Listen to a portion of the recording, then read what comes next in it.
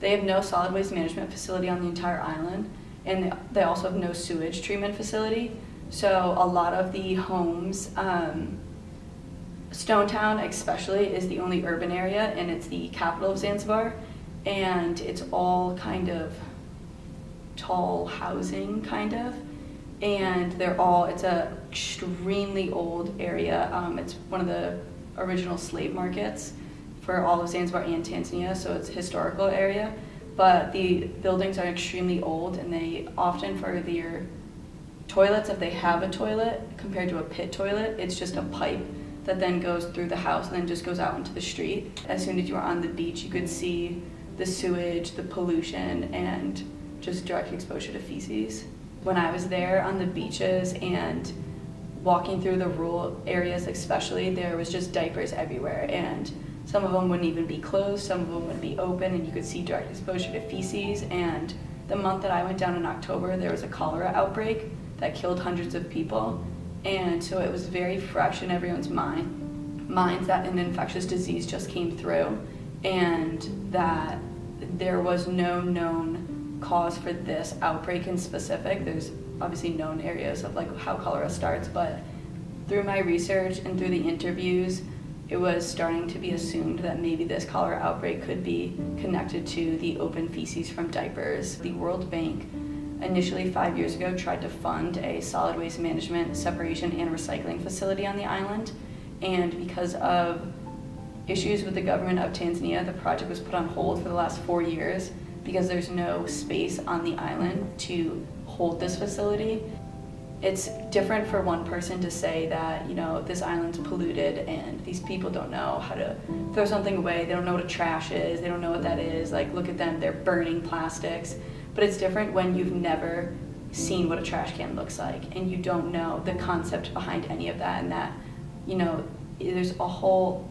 other set of factors. There's nowhere on the island for a facility. There's nowhere for them to truck that trash out to mainland Tanzania. It's very complicated, and it's easy for someone to look down on an island and a country in general. First day of my research, it was shut down by the government because they thought I was going to do exactly that. They thought I was an outsider who's a researcher, who's a white American coming in to judge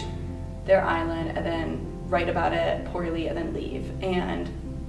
the government wanted nothing to do with my research, and they thought it was a very controversial issue. And so I had someone follow me around from the government the entire time I was doing my research, specifically when I was in the illegal landfills on the island, because those are the areas that they are bringing trash only from Stonetown, and although it's illegal, the trash was being burned in Stonetown, which is the most urban area and is the most kind of has the highest economic status for Zanzibar. The majority of the toilets were functioning toilets, which means that it was as if we see a toilet, but there's no flushing system on it. So you take a bucket of water and you dump it in the toilet, and then through there it would go through a pipe that would dump out onto the street. There was no septic system whatsoever because it's a tiny little city area. In the rural areas, and that's the entire rest of the island, it's mostly pit toilets, or squatty potties as they call them, which is just usually a hole in the ground. In areas that were on the beach and were extremely rural, I don't even think they had toilets. A lot of the children just went to the bathroom outside, and it was completely normal, and beaches were the main area that they would go to the bathroom.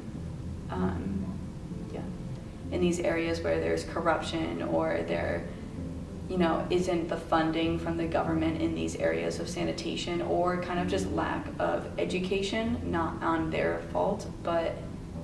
it's viewed as a privilege, and it's viewed as if you have a toilet, then that's like your privilege, and you've been deemed to have like a healthier life, when in reality everyone should be having that equal access to a healthy life and having the education at least on what sanitation and what poor sanitation can do to you.